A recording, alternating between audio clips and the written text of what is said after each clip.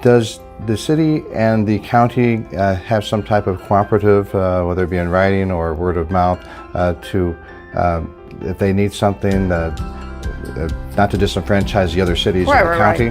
Right. Are they like the favorite, I guess, of the county, or do the other municipalities get the same attention as San Antonio does? So we have interlocal agreements with some of the municipalities that exist here, but there is a regular meeting that happens, I think quarterly, between all the municipalities and the county to talk about concerns. Okay. That they have regarding what they're funding, what they need. Some of it is... So they do have a voice. Oh, yeah, they have a voice, as opposed to just Big Brother San Antonio. Right, and I had a lot of conversations with those folks when it came to my idea about merging Metro Health with UHS, because what happens is, look, bottom line, folks, and you got to pay attention to this, a majority of the growth in this area is occurring outside the city limits of San Antonio because of non-annexation passed by the legislature. So where's the growth occurring? In the county, up to the county line. Some unincorporated areas as well. And that includes unincorporated areas. So when I look at what is jurisdictions outside the county line as well as municipalities, are they getting their fair share? I would tell you they're not. So I think that's where a county judge can come into play regarding, we need our fair share. And a lot of that, and I've talked about this, and this is hard, we look at city public service. It is a municipally owned, meaning it's San Antonio owned municipality. However, a third of their revenue comes from outside the city of San Antonio, from the county and from municipalities. Why do we not have a voice on that board? Especially when we look at the big freeze that happened, rates that are out of control regarding paying for the big freeze and what CPS paid for.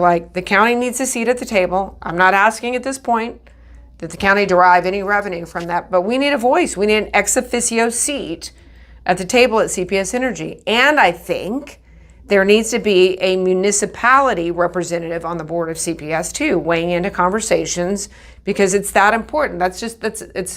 It seems so logical to me, but we get very territorial, right, about how we do things. But I just think we have to think differently, especially as this community grows, about how we address needs in this community.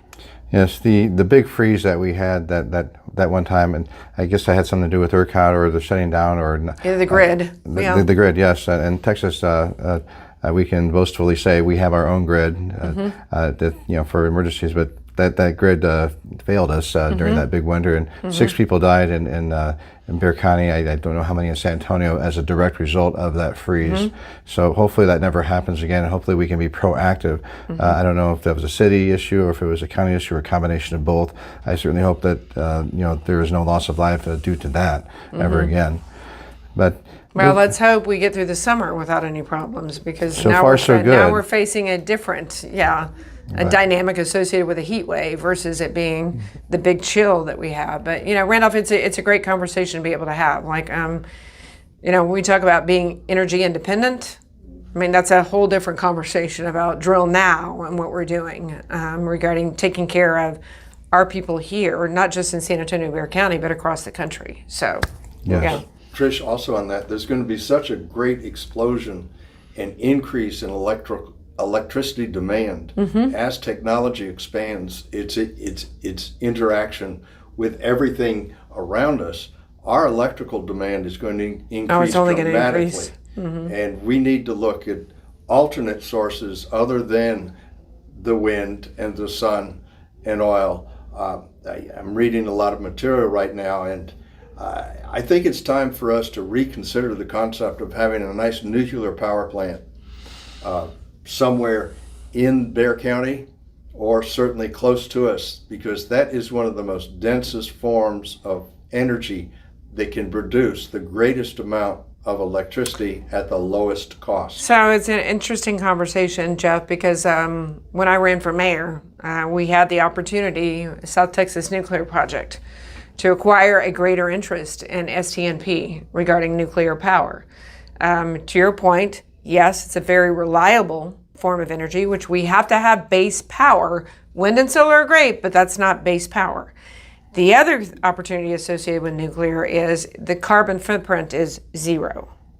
Absolutely. So You're absolutely right. that's an important point. And so I was advocating for us, the city, taking a bigger stake in STNP, but obviously I did not get my way associated with that. But I saw the need for it even back then and what we could do. So It's going to increase even more. yeah, now. I mean, people get very scared about nuclear energy and they look at Chernobyl and meltdowns and what we do there. But there's a lot of intense security around nuclear and where that occurs. So I agree with you. Look, we have to have a base power conversation and with that because we're never, ever going to be able to meet the demand that we have regarding electricity without base power. It doesn't mean we don't have, ancillary opportunities associated with wind turbines and solar and all of that. But base power is where it's at.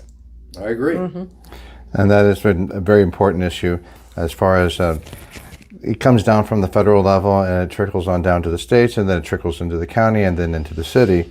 And it's however these groupings of governments are politically aligned as how they cooperate or not. And there's been an attack on coal, which has affected CPS. Big time. And so I think, well, now I'm seeing a lot of solar panels in certain areas and on people's houses. And it's a whole new world for us trying to figure this out. Well, and the other thing too regarding solar, we've got to get it down to a point where it's affordable for people because solar panels, et cetera, are still expensive, especially for those that are living on a fixed income. And so when we talk about the need, whether it's nuclear, whether it's coal, yes, we need to be able, we're never going to survive without base power. And yes, there are some negatives that come along with that or whatever, but we've got to do our best to make sure that we are protecting the asset regarding negatives that could happen, but we're also securing alternative sources of power, whether that's wind energy, whether that's solar energy, et cetera. I mean, hopefully you got to make hay while the sun is shining right now, right? The sun's shining heavily across the state of Texas. So let's hope we're yeah, exactly. Hopefully we're getting some energy out of that I right now. consider 100 degrees cooler now because I've been out in the 116 degree heat. So 100 degrees is cool for me now. I guess I've acclimated because I do a lot of outside work. Right. But now let's move on to your relationship with the Bexar County Sheriff's Department. I heard that there was some issues with overtime. Personally, I've done a FOIA request on it to find out how much money is being spent. It took a couple months to get the information, but I finally got it. And is there, and with all due respect to the sheriff, he is an elected official, and the Constitution of Texas requires him and prescribes him to carry out the duties to take care of his jail in an efficient manner, and that's a direct quote from the Texas Constitution. Does the county have some type of cooperative oversight on that? We don't have any cooperative oversight. I mean, we, from a purse string standpoint, funding the jail comes from the county. So we have to appropriate money for the jail, whether that's repairs, maintenance, overtime, what have you. The sheriff has to come forward with his budget every single year. And so really the only control mechanism the court has is the purse string option. So I just didn't feel like there was enough of a conversation being had around jail overtime. I mean, because we're spending 13 to 15 million every year, and what is the definition of insanity? Right. Doing the same thing over and over again, expecting a different result. So yes, I was hard on the sheriff because I was like, look, we got to get a handle on this. This is taxpayer money. We cannot continue to do this. And so, we had a conversation, which is why I asked for a consultant to come in and benchmark against other counties that might be doing things a little differently or better to see, are there some best practices that we could be implementing at the Bexar County Jail to help this? Now, some of this also has to deal with the fact that we've got to pay our Bexar County sheriffs more. I mean, we have to. I mean, in comparison to what SAPD is paid, we have great people that go through the Bexar County Sheriff's Office and probably people we would want to keep and retain. But as soon as they can, they want to go over to SAPD because they're going to get paid more and the benefits are better. So I would tell you, Randolph, it has to come down to, from a budgetary process, I don't know that we've placed at the county enough of an emphasis on public safety and the sheriff's office. And believe me, look, the sheriff and I obviously have gotten into it or whatever, but I think there's more common ground that even he sees that can be struck. Because, I was, during the primary, I was supported by, the first day I filed, but supported by the Deputy Sheriff's Association, because it wasn't just about jail overtime. It was about conditions in the jail for the corrections officers that are there, the culture, the double and triple overtime. We've seen people that have driven home after working triple overtime shift and wrapped their cars around a telephone pole and been hospitalized because they fall asleep at the wheel. I mean, many different things. Recruitment, paying deputy sheriffs more, making sure that we have a culture of the jail that is one that people want to work in, because that's a hugely difficult place to work. I mean, there's no question. So it is about, and I seem to be the only county commissioner that was really kind of, pounding the drum regarding that issue, but it's because I felt like public safety was that important. And the collective bargaining agreement regarding deputy sheriffs had been lingering out there for 2 years. And I, had conversations and said, hey, we need to get this done.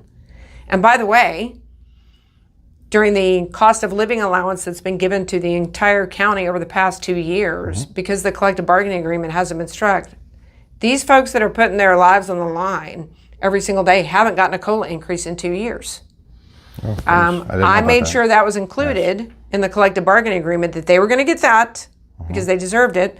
And I was one of the only county commissioners who denied a COLA increase, because I'm like, look, we make a healthy salary or whatever. It was COVID. I was like, I'm just not comfortable taking any kind of a pay increase, especially when we have first responders that haven't been able to get one. So one of my proudest moments is that being able to strike that collective bargaining agreement, get that done, and get that on the table, and make sure that they had 2 years of COLA increases, associated with their, the time that they're giving to us, as public servants. So these officers, whether they be detention officers or patrol deputies, put their lives on the line every day to protect us. Whether it be to manage the jail in an efficient manner as prescribed by the Texas Constitution, or whether it be through the Commissioners Court to administer their authority as commissioners prescribed by the state to be run also in an efficient manner. The Texas Constitution mentions efficient many times in many different areas. Thank you. So and that's what I was looking for, is efficiency. Exactly. So you told me earlier that it was the County Commissioners Court that actually did the first consultancy. Yeah, so, one of the ideas that I had regarding getting a handle on the overtime problem, and really kind of just taking stock at pay and what deputy sheriffs were being paid, and looking at the rest of Texas, was that we bring in a consultant, independent consultant, to take stock, and offer up some recommendations. And so we had a vetting process. We talked to 3 different firms associated with that, got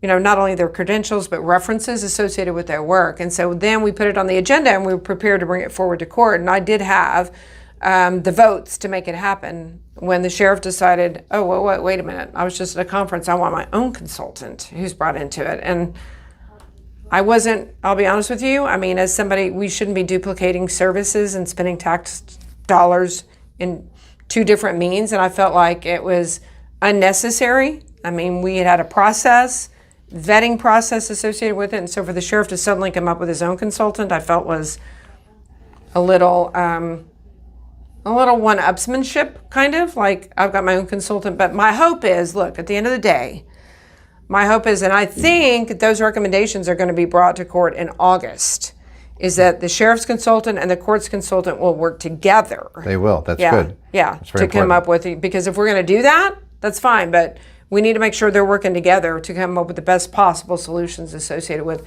jail overtime culture, and even the possibility of, look, we're spending a lot of tax dollar money on maintenance of that jail. It was built in the 1980s. So to have dueling consultancies is maybe too many consultant agencies, I would think. Yes. Maybe the Bexar County voters thinking that. Yeah, it is, and I wasn't in favor of it, but I want to make it clear it was our idea and my idea for a consultant. Like, we brought that forth, and it wasn't, made a response and to it wasn't until the last minute that the sheriff responded to that and said, "Oh, I want my own consultant."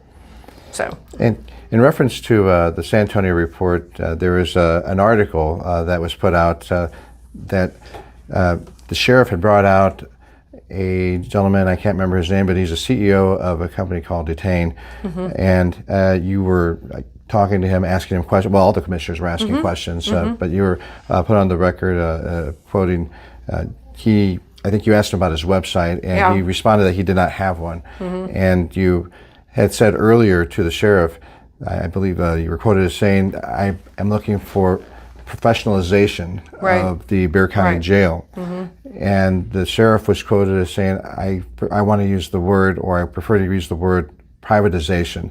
So some are wondering, do you want to privatize the jail? Is it, or did you, when the guy from Detain, the CEO rather, the gentleman from Detain said that he didn't have a website, you asked him, that's what I mean by professionalization. So some were wondering if they thought maybe you thought privatization. Because the sheriff said that. So that word has never come out of my mouth. I've never talked about privatization. What I have talked about, the fact is, from a professional standpoint, I mean, as we, Jeff, you working in the private sector or whatever, when we look at credentials associated with, if we're going to pick a consultant to come in or whatever, you want to be able to do some investigation regarding their capabilities, their references, success, stories that they have associated with their consultancy. But I didn't see any of that because there was nothing to look at. I mean, we just had to kind of like take it and say, oh, I met this gentleman and I'm sure he's great or whatever, but I met him at a conference or whatever and he said he could do the work. I just don't think that's how the county should operate. I mean, it's not about, I profess that I can do this. It's like, what's the background, what is, because one of the harbingers of success is the work that you've done in the past, and I just didn't have the opportunity to be able to look at that or see that. Doesn't mean somebody's not successful at their job, because they don't, but we've got to be able to have that level, like I said, a professionalization associated with the administration of the jail, because it's too important an entity. We have 5,000 beds that are in the jail right now, and when we recruit people to work there, I mean, we've got to make sure that we have good people that are there. We've got to make sure that we have an administrative crew that knows exactly what they're doing, keeping, costs under control. And the other thing is, I want to see data. Right. I mean, data and metrics, are really what, if we needed to appropriate more money, that's fine. But I need to see how we're moving the needle back and forth associated with the data and the metrics associated with overtime, staffing, allocation, what are we doing? I mean, because we ask all of those questions in the private sector. If we looked at an overtime problem, what would we say? Why is this? How do we handle this? What can be done to solve it? No, so that's true. Yeah. And I only asked that question to appease the Bexar County voter who was thinking you might be leaning toward privatization.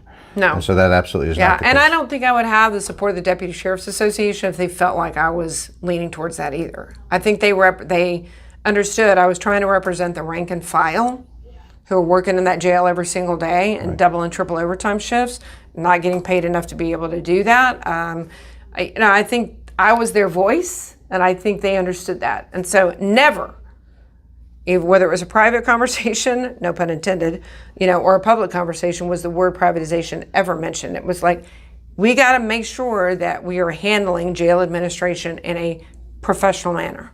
No, it's about bringing it into the 21st century. Exactly. Good business practices, Right. best practices. Right.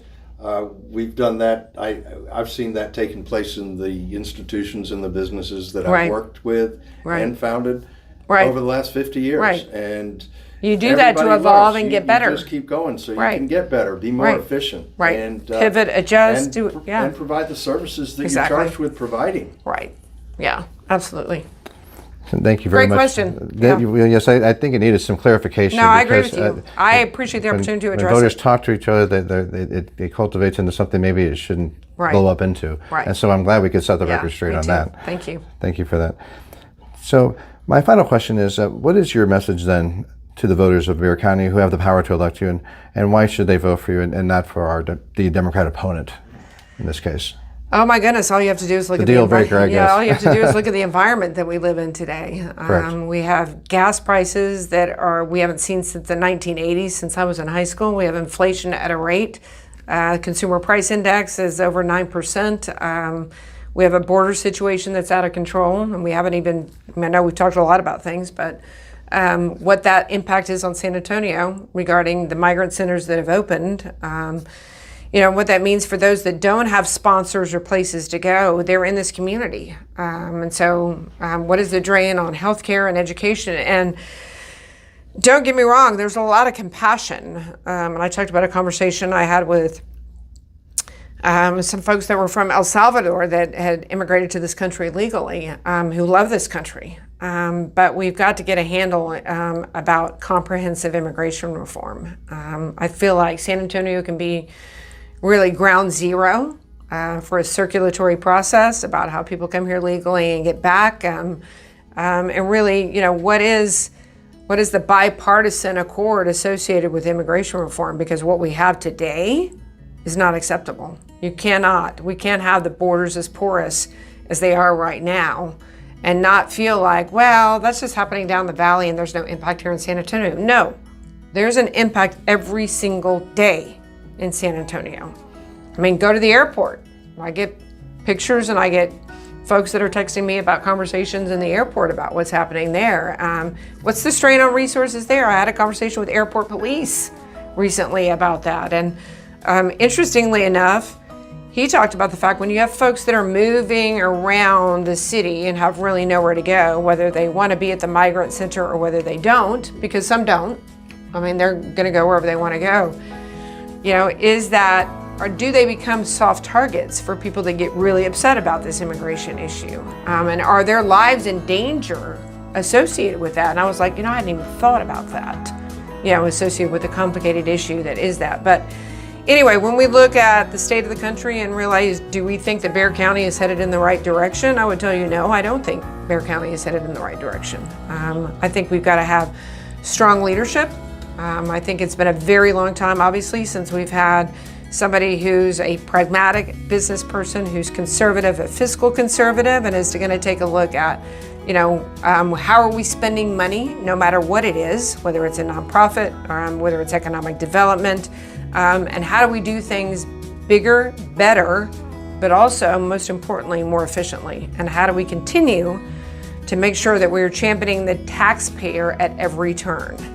So anyway, I think that's the difference that I bring to the table, and I hope that Bexar County voters will recognize that. And I understand that I will work hard for them every single day. Thank you very much for that, Trish. Thank you for coming in. Absolutely, this has been fun. Yeah, I probably talked too much, but this has been a good conversation. Your time to share your views with us. And it's very important for the voters out there to know who you're voting for. Pick carefully. It sets the tone for the future of your life. Vote for Trish DeBerry. Thanks, Thank Jeff. you very much. Thank you. Thank you, Randolph. And once again, this is the Uncensored Voice. Once again, thank you, Trish. Thank you, Jeff, for sitting in and helping with cultivating this conversation, which is very much needed, so the voters of Bexar County are well educated and know what's going on, and make sure we get our Republicans in office because we're much needed now. So once again, early voting is October the 24th till November the 4th, and then a general election, which a lot of things are on the election ballot right now. So once again, this is the Uncensored Voice with Randolph Sears, your host. Thank you, Chairman McManus, for your time here with Trish DeBerry, and thank you, Bexar County Judge nominee, Trish DeBerry, for your time. Thank you. And I want to make sure we get the vote out. Early voting is October the 24th to November the 4th, and Election Day on general election is November the 8th. So God bless America and the great state of Texas. Amen. Thank you.